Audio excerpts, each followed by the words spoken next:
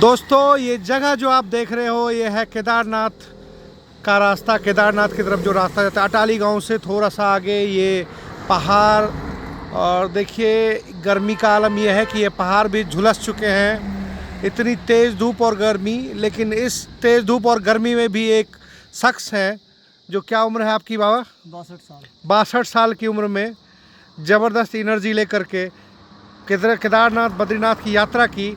तुलसीराम मौर्य इनका नाम है। और ये देखिए ये सद्भावना पदयात्रा इन्होंने निकाली। और आज आप पैदल गए थे? नहीं, जाता बस से हूँ। गए थे बस से आप? हाँ। और वापस दिल्ली जा रहे हैं पैदल। हाँ। कितना दिन लगेगा आपको जाने में? आज 8वां दिन है, अभी मेरे को 10 दिन और लगेंगे। तो आपको ये आज कितना दिन है? आज 8वां दिन है। और कितना दिन और लगेगा अभी आपको? 8 दिन और लग जाएंगे। तो आपको ये आइडिया कहाँ से आया सद्भावना पदयात्रा निकालने का? देश में दंगे फसाद होते रहते हैं, लड़ाई झगड़े होते रहते हैं। हाँ। नेता लोग अपनी राजनीतिक दुकान चलाने के लिए हाँ। विवादित बयान देते हैं। हाँ। कोई मुसलमानों की दुकान खोले बैठा है, हाँ। कोई दलितों की दुकान खोले बैठा है, हाँ। कोई हिंदू राष्ट्र की दुकान खोले बैठा है, कोई खालिस्तान की दुकान खोले बैठा है। हाँ। अब जबकि हम सारे मिलकर एक हिंदुस्तान बनता है। हाँ। तो मैं सारे हिंदुस्तान को एक करने के लिए ही मैं हिंदू मुस्लिम सिख ईसाई सब आपस में ये इनका सद्भावना यात्रा का ये कम से कम 5-7 किलो का तो होगा ये।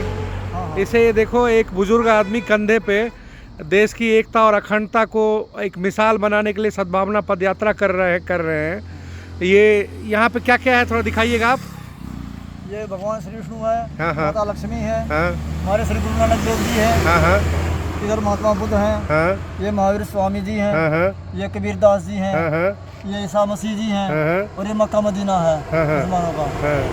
ये सभी धर्मों और का ये सम्मान जो इतना बड़ा मैसेज आपने लिख रखा है, ये क्या है? ये आज का राम, पहले देश फिर शेष, ये क्या है?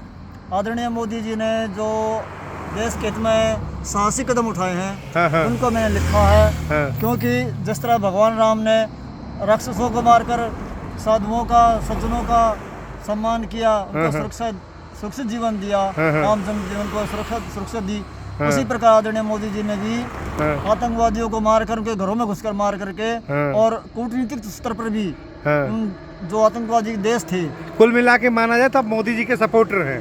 नहीं, मैं अंधभक्त नहीं हूँ। अंधभक्त नहीं, मतलब सपोर्टर हैं आप। मोदी जी का काम आपको अच्छा लगा? एक मिनट, मुझे काम अच्छा लगा इसलिए मैं मोदी जी का सपोर्टर हूँ। बिल्कुल।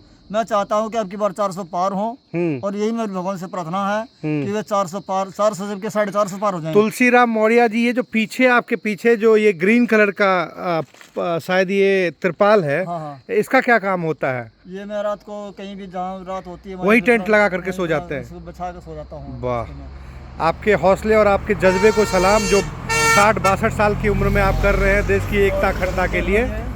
और ये अखंड भारत, इसमें तो जितने भी शायद महापुरुष थे, महात्मा गांधी, भगत सिंह, ये श्री स्वतंत्रता सेनानियों की फोटो है। अच्छा। और ये देखो अखंड भारतवर्ष, हाँ। स्वतंत्रता सेनानियों का सपना। हाँ। हिंदू मुस्लिम सिख ईसाई आपस में सब भाई भाई, हाँ। सभी धर्मों का, सभी धार्मिक स्थलों का सम्मान हो। भारत में पाकिस्तान और बांग्लादेश का विलय हो, तभी अखंड भारत बनेगा। अच्छा। हाँ। पाकिस्तान और बांग्लादेश का विलय होना चाहिए भारत में? ये मेरा, अच्छा। ये मेरे वो है कि अभियान है मेरा, सन 2014 में शुरू किया था। हाँ। कि लोगों को समय पर इंसाफ मिलना चाहिए, इसलिए मुकदमा की समय सीमा तय हो। हाँ। जाति के नाम पर, धर्म के नाम पर जो आरक्षण की राजनीति होती है, हाँ। ये सब बंद होना चाहिए। और देश में महिला सुरक्षा कानून सख्त हो। हाँ। देश की नदियों को आपस में जोड़ा जाए, क्योंकि हर साल देश में कहीं ना कहीं बाढ़ आती है, कहीं अकाल पड़ता है। तो जो वैसे मोदी जी कर तो रहे इस बात में, उसका थोड़ा तेजी होनी चाहिए। ये बताइए, मतलब एक बूढ़ा आदमी रिटायरमेंट के बाद, मतलब अपने काम से जब जवानी बीतने के बाद आदमी शांति से जीवन जीना चाहता है, उसके बाद आपको इस तरह की आइडिया, इस तरह की बात क्यों आपके मन में आई? मैं दिल्ली परिवहन में बस कंडक्टर था। अच्छा। और मेरे साथ नाइंसाफी हुई, क्योंकि मैं लेखक हूँ, लेख लिखता रहता हूँ, पहले भी लेख लिखता था। अच्छा। दिल्ली परिवहन निगम में जो भ्रष्टाचार था, मैंने उनके खिलाफ लेख लिखे थे। हाँ। उससे हमारे जो डीटीसी का, जो दिल्ली परिवहन निगम के अफसर थे, अधिकारी थे, उच्च अधिकारी थे, हाँ। जो नाराज हो गए थे मेरे से। अच्छा। और उन्होंने मेरा रिकॉर्ड खराब किया पहले तो, फिर मुझे नौकरी से निकाल दिया था। अच्छा। सन 1996 में। फिर मैंने 1996 से लेकर सन 2009 तक केस लड़ा, मगर मैं केस हार गया। बेकसूर होते हुए मैं केस हार गया। इसलिए मैंने संकल्प किया था कि जब तक मैं जीऊंगा इसके खिलाफ आवाज उठाऊंगा। तो पहले मैंने अपने बच्चों को स्टैंड किया, पहले मेरे बच्चे पढ़ रहे, छोटे छोटे थे, पढ़ रहे थे, उनको मैंने पाल पोस के बड़ा किया, उनको पढ़ा लिखाया, उनकी शादी ब्याह की। जब इस काम से जब मैं फारिग हो गया हूँ तो मैं ये आवाज़ उठाता हूँ कि मुकदमा की समय से तय होना चाहिए। एक व्यक्ति को चाहे वो कैसा भी मुकदमा हो, चाहे फौजदारी का हो, चाहे भूमि संपत्ति का हो, चाहे लड़ाई झगड़े का, कैसा भी केस हो, वो उसकी एक सीमा होनी चाहिए। ये नहीं तारीख पे तारीख होती रहे और वो इतना का वो आदमी बूढ़ा हो जाए और देखता और उसको इंसाफ ही ना मिले। उसकी समय सीमा तय होनी चाहिए। इसके अलावा हर जाति में अमीरी गरीबी है। सभी ब्राह्मण अमीर नहीं है, सभी बनिया अमीर नहीं है और सभी क्षत्रिय अमीर नहीं है। और जो दलित कहते हैं, अपने आप को दलित कहते हैं, वो हेलीकॉप्टर में उड़ते हैं। मायावती जो है, राजनीति की चर्चा हम नहीं करते हैं इस समय। जो आपकी श्रद्धा है उसके ऊपर चर्चा। आपकी श्रद्धा, किसी की श्रद्धा केवल भगवान के प्रति होती है, आपकी श्रद्धा देश के प्रति है, समाज के प्रति है। जिस चीज़ को जिसको देख के हमें लगता है कि आप बिल्कुल ही अलग ख्यालात के, अलग विचार के, सद्भावना, रियली आप जैसे लोग अगर सद्भावना पदयात्रा करते हैं तो इसका मोल है। आपसे बहुत अच्छा लगा मिलकर तुलसीराम मौर्य जी। आप दिल्ली कब तक पहुँचेंगे, कितने दिन में? मैं 29 तारीख तक पहुंच जाऊंगा। 30 को मेरा जंतर मंतर प्रोग्राम है। जंतर मंतर पे प्रोग्राम है। बताओ, एक ऐसा भी राजनीतिक कार्यकर्ता होता है जो किसी दल ना किसी हिस्से लेकर के देश की सद्भावना के लिए लड़ाई लड़ना चाहता है।